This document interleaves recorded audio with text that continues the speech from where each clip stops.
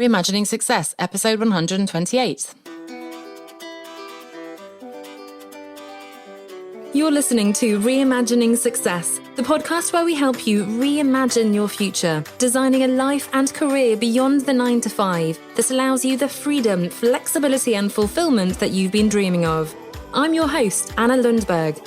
Now, let's get started on those dreams. Hello there and welcome back to the podcast where we've been talking all things business models, in particular how to choose the right business model, even if you're just a solopreneur, a freelancer, someone who is just themselves, you're a company of one in your business, it's still important to choose the right business model. We talked about courses and group programs and memberships and so on. And when you're trying to choose the right business model, that is exactly where I'd recommend that you start. Defining success, of course, that's what this whole podcast is about. Getting clear on what's important to you from the big picture, what's the life and the lifestyle I want to lead, right down to the nitty-gritty, the day-to-day, the practical parameters of the life and lifestyle that you want, right? In terms of, do I want to be location independent? Do I want to travel or not? Do I want to have a commute or do I want to be able to work from home, from wherever, whenever? Are there certain hours I do or don't want to work? Of course, income, revenue streams, revenue targets, really important. How much money do I need to be earning and so on? So that's absolutely the first place to start. And I think in a way, a lot of us don't start there. And unfortunately, that's where we end up with the accidental business model, where we're creating something perhaps because someone else told us it was a good idea, or just because the opportunity came up, which is great, but we've sort of just been sucked into something without really having our eyes wide open and considering intentionally what we're creating and why. So that really has to be where you start in terms of what's the right business model that's going to deliver my particular goals. And that does include the profitability aspect, the financial viability, the financial freedom, financial security, but it also includes the freedom, the flexibility, the fulfillment, as I'm always talking about, right? So what does that look like for you?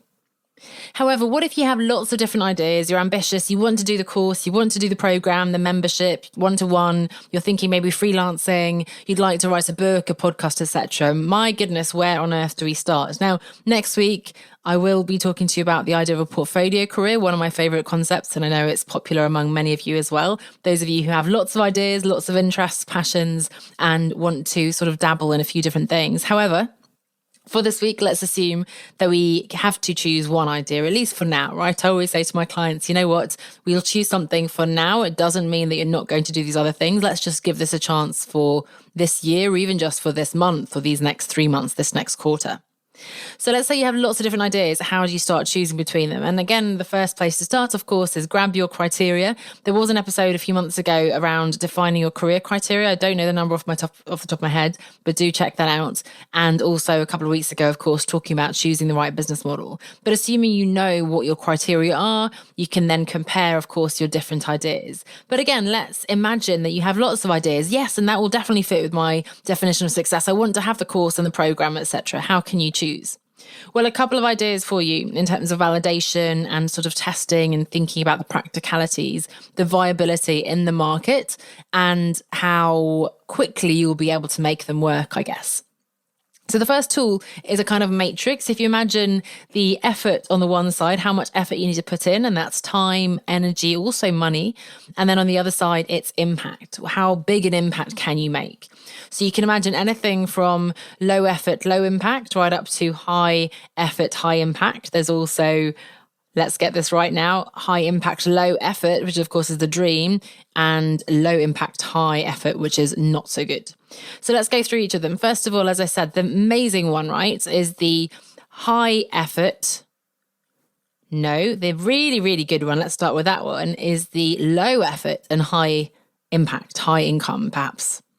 Now, it might be difficult to imagine what that might be, but let's say it's an idea, certainly for the whole business, that doesn't require a massive infrastructure, a team, inventory, and so on, right? So perhaps, and I usually say this is a service-based business rather than product-based. So that's on the whole overall business model. Within that, one-to-one, let's say for me as a coach, when I started out, I could just put out a post. I say just, I qualified and trained as a coach. I, of course, wrote lots of blog posts and started a website and email and so on. But in theory, you can just post on LinkedIn, connect with someone, have a chat with someone and say, hey, I've got 3 slots available for this type of coaching. Or maybe you're a freelancer. You can just, again, I use the word just very loosely. I can package up my existing skills and experience. I can use my existing network. I don't need to have a massive audience to do all these things. So I can ping an email to my closest friends or colleagues. I can post something on LinkedIn. I maybe need a bare bones of a website or something, but really a LinkedIn profile, having a conversation with someone, that's all it takes. So that's pretty much, and that makes it sound really easy, but it's in that area of relatively low effort and potentially high impact, because I can then get a handful of clients as long as the pricing is decent. You don't have to go for the crazy high figures right away when you don't have the confidence or the experience to back it up. But at least, it's not the low levels that we're talking about. And I'll mention that in a moment. But that's the dream, isn't it? The low effort, high impact. However, it depends how you define impact, because of course, if this is work that you don't want to be doing, let's say I have had some work that's come in that I don't go after. I do no proactive marketing or sales or anything, lead generation in that area, but I have some great contacts and they come to me now and then ask me to do some work. To be honest, that's pretty low effort in the marketing sense, at least. The projects can be pretty meaty, so that's a bit higher effort, but it's worth it because I'm financially compensated on some projects more than in others. But, that kind of scenario where I don't have to chase, I don't have to do lots of marketing, I don't have to buy ads or do lots and lots of Facebook workshops and all these things, right? Those types of projects are, again, low effort to get at least, and then high impact in terms of the monetary reward in that case. So have a think about what is in that bucket for you in that quadrant. Low effort, high impact. Now, the second area, which is really important but requires a bit more planning, is the high effort and high impact. That's still really good. And I would imagine most more meaningful, rewarding, powerful ideas are in that bucket.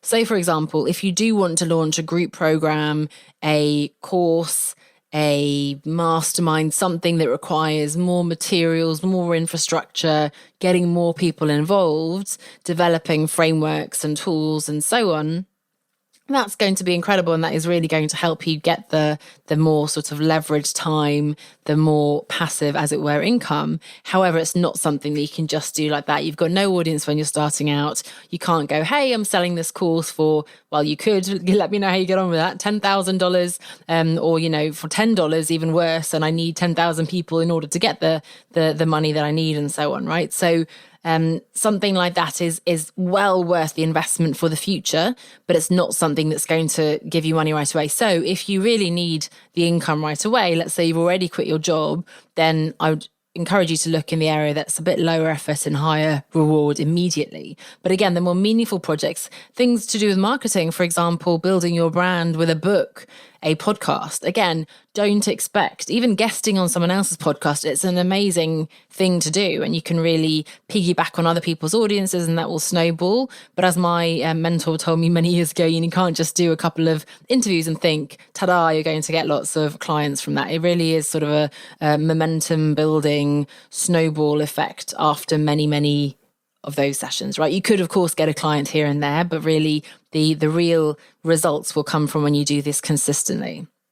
So again, the most rewarding projects, a book, it's going to take a lot of time. It'll be an amazing step in your funnel. It'll be a fantastic resource for your clients. It'll be a fantastic, rewarding achievement for you, but it's not going to be something, hey, I'll just publish this book. Now, a little ebook, for example, could be low effort. By the way, also using, perhaps you already have a blog, you can package up that into a little mini course. Or if I already had podcast episodes, maybe I can turn those into an audio course. Who knows? So, of course, that could be a lower effort. If you have existing materials, package it up.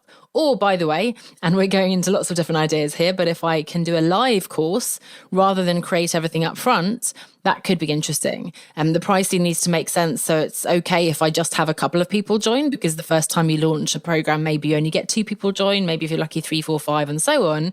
And as long as they're paying enough to make it worth my while, I can actually create the course as I go. Potentially I can even record those live sessions and then use those to package up as a course later on, right? So that's, again, lower effort because you're just showing up and being there. Of course, you want to prepare and so on, especially when you're first starting out, but lower effort and higher impact. So that's the good row, I guess, in the quadrant. That's the high impact, and one is low effort and one is high effort. Now, another one, which is sort of the low-hanging fruit, as we used to call it in corporate speak, is and I have to really be careful what I say, so it's the low effort and low impact.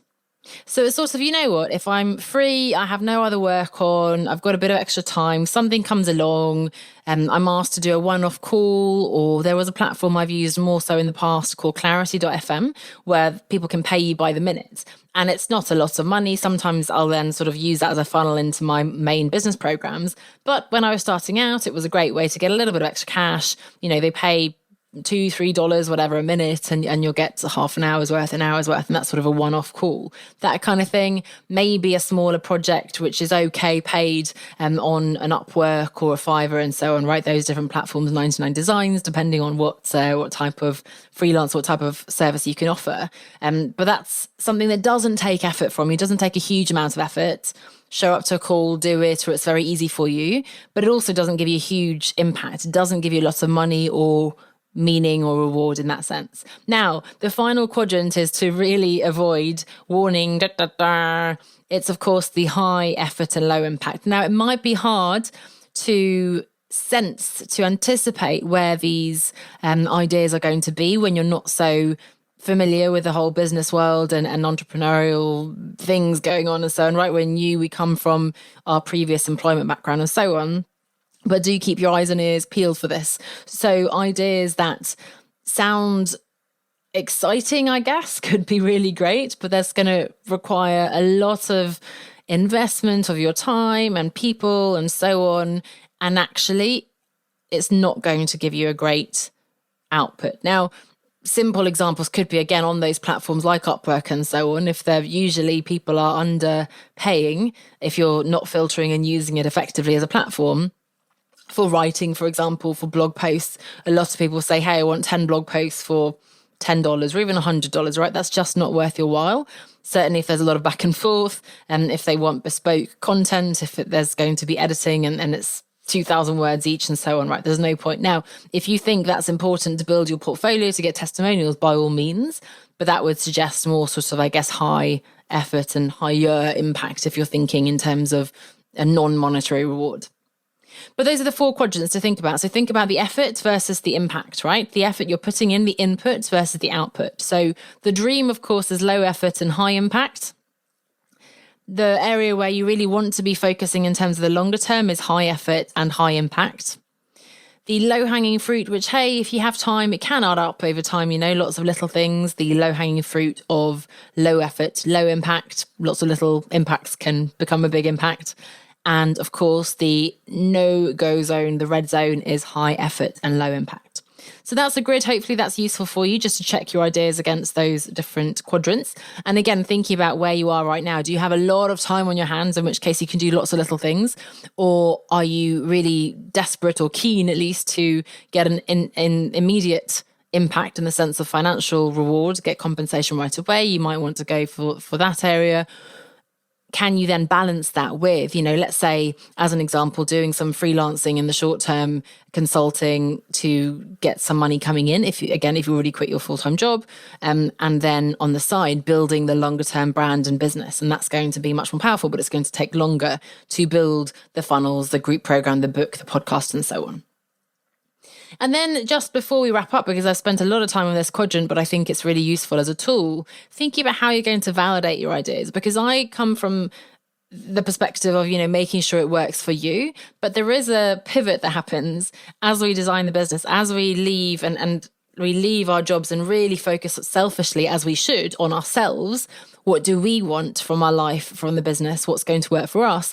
There is a shift that needs to happen when we look outwards. We've been looking inwards, we need to look outwards. What's going to work for the customer, for the client, for the market, right? And that's where we need to look out and think, okay, let's not make assumptions here. I might assume that people want to have a course because it's cheap and they can learn how to do it and they can go off and do it by themselves. However, as certainly I found in my own experience, there are all sorts of statistics that people don't finish courses and so on. Actually, people don't really get a lot of results unless you're very self-motivated and really on it, and there's a lot of accountability and implementation support and so on. You're only kind of passively reading stuff. You're not really making a difference. Whereas the true transformation comes from the one-to-one, comes from the group element perhaps and so on. So you might be assuming that people want a course, or you're not even thinking about what people want. You're just thinking of your own leverage time, the passive income. You go out there, create a 12-module extravaganza course or even a smaller thing. Nobody wants it, or they get it, they get awful results. They ask for their money back. They get no results, right? So let's avoid making assumptions about what people want. One of the ways in which we can find out, guess what? It's to talk to those people, right? It's talk to, if you can, your ideal customer, the potential clients and customers, whether they're B2B or B2C, businesses or individuals, consumers. You want to be able to have a quick chat with them and see, hey, I'm working on this. Would that be the kind of thing that you'd invest in? And that's in theory, right? Of course, the best way to do it is put up a landing page and really send an email. I would do that to my list now saying, hi, I'm thinking of putting together a personal branding program. Is anyone interested? Let me know. Or I'm going to do this course, this session, this live webinar, whatever. And then you get a good feel for real people who really want to learn from you and want that particular format. Also asking for feedback before working with people, after working with people, and so on. But validating your idea with the actual clients who you're assuming are going to want the thing that you're developing. And the other thing you can do, of course, is talk to experts. So whatever the field you're in, there are other people like myself, but in your particular industry perhaps, who will know, hey, I tried that.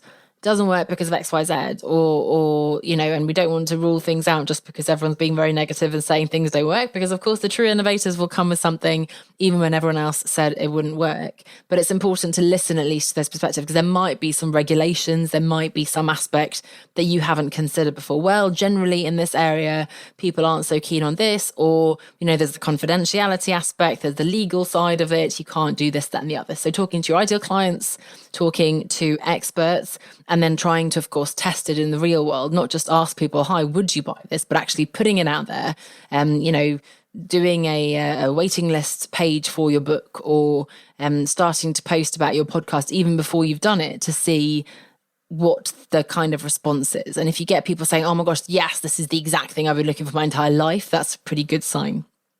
So I'll leave it there for this week. We looked at how to choose between different ideas, and of course, starting from your list of criteria, everything from the big picture of the life and lifestyle you want to lead down to the nitty-gritty, the day-to-day, your practical parameters of what you want the business model to deliver for you, and then spending a lot of time there on the matrix, the grid of effort versus impact, thinking of, okay, right now I desperately need income coming in. I've left my job. I need that. So let's go for some of those low-hanging fruits. Let's go for the things that I can get income from right away.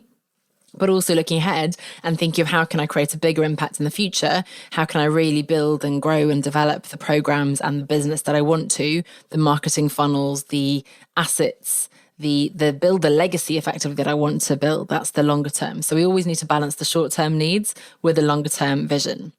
And then, of course, trying to validate your ideas as much as possible. So talk to people, talk to experts, talk to your potential clients to understand, is there really a need? You can see things in Facebook groups. There are already lots of conversations that people have had in membership program groups, for example, or in coaching groups or whatever. You can already get a good feel for questions that people have asked before.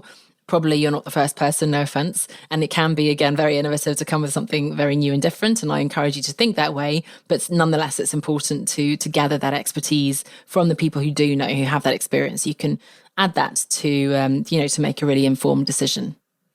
So again, next week we'll be talking about portfolio careers, but hopefully this has helped you. If you have lots of ideas, don't worry. Again, the fact that you're not going to work on it right now, this minute, doesn't mean you can't work on it later. But let's choose something that's going to fit with your immediate goals, while also then trying to gradually transition, shift in the direction where you want to get to in the future. Thanks so much for listening. I'll see you next week. Bye for now. If you'd like to create your own transition story and escape the 9 to 5 to work for yourself, then come and join us over in the Business Incubator.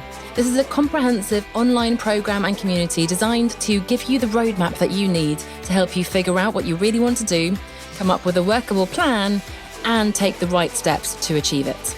Read more and join us over on onestepoutside.com/9 to 5. That's onestepoutside.com/9 to 5.